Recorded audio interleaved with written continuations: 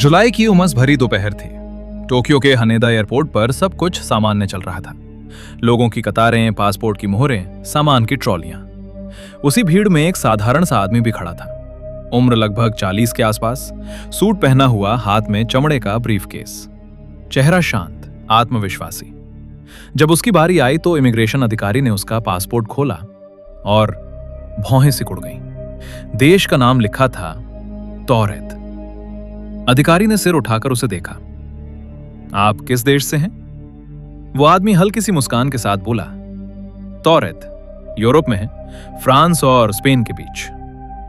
अधिकारी ने कुछ सेकंड उसे देखा, फिर कंप्यूटर में खोजा। कोई ऐसा देश नहीं था। आप मजाक कर रहे हैं? अधिकारी ने सख्ती से पूछा। वो आदमी चौंक गया। मजाक? मेरा देश पिछले 1000 साल से अस्तित्व में है। आप लोग उसे नहीं जानते? उसने अपना पासपोर्ट आगे बढ़ाया। पासपोर्ट असली लग रहा था। सुरक्षा चिन्ह, वाटरमार्क, आधिकारिक मोहरे। अंदर जापान की कई पुरानी एंट्री स्टैम्प भी थी। अधिकारी का माथा ठंडा पड़ गया। उस आदमी ने अपने ब्रीफकेस से और दस्तावेज निकाले। Driving licence, bank card, business card, सब पर वही नाम, तौरेत। उसे एक अलग कमरे में ले जाया गया। कमरे में 3 अधिकारी बैठे थे।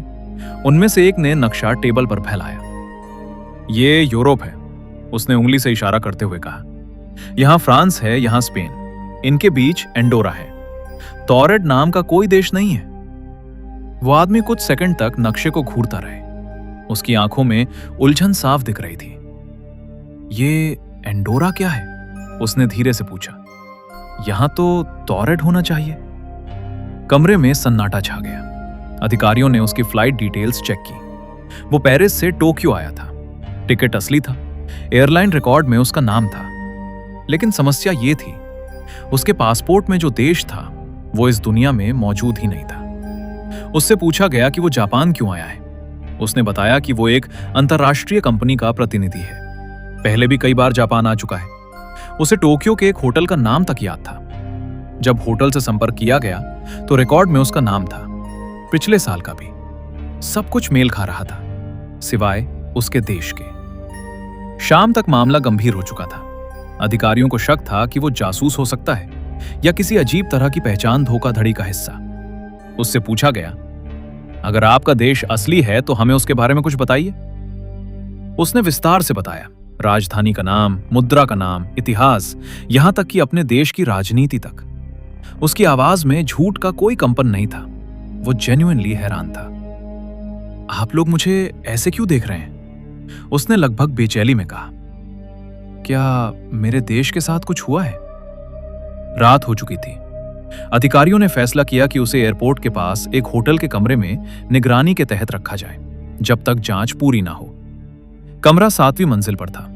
दरवाजे के बाहर 2 गार्ड तैनात थे। खिड़की बंद थी, बैल्कनी नहीं थी। उसे बताया गया कि सुबह फिर पूछताछ होगी। वो आदमी चुपचाप बिस्तर पर बैठ गया। उसके चेहरे पर अब आत्मविश्वास नहीं था, सिर्फ उलझन। अगली सुबह जब गार्ड्स ने दरवाजा खोला, कमरा खाली था। खिड़की अंदर से बंद, दरवाजा बाहर से लॉक। कोई फायर एग्जिट इस्तेमाल नहीं हुई थी। उसका पासपोर्ट, उसके दस्तावेज, सब गायब। ऐसा लगा जैसे वो कभी वहां था ही नहीं। जांच आगे बढ़ी। एयरलाइन रिकॉर्ड से उसका नाम गायब हो चुका था। होटल की बुकिंग डिटेल्स भी सिस्टम से मिट चुकी थी।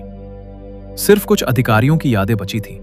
एक आदमी जो अपने देश के अस्तित्व पर यकीन करता था, और वो देश तौरेत। कुछ लोगों ने इसे एक इलैबोरेट फ्रॉड कहा, कुछ ने मानसिक भ्रम। लेकिन एक सवाल आज भी अनुत्तरित है। अगर वो पागल था तो उसके दस्तावेज इतने असली कैसे थे? अगर वो जासूस था तो बिना निशान छोड़े गायब कैसे हुआ? और अगर वो सच बोल रहा था तो क्या वो किसी ऐसी दुनिया से आया था जहां तौरेत सच में मौजूद है?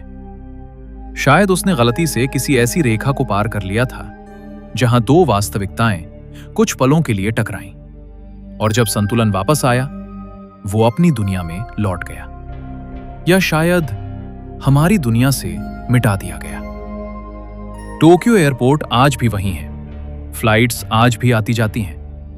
लेकिन कभी कभी किसी अधिकारी को पुराने रिकॉर्ड्स पलटते समय एक अजीब सी फाइल याद आती है।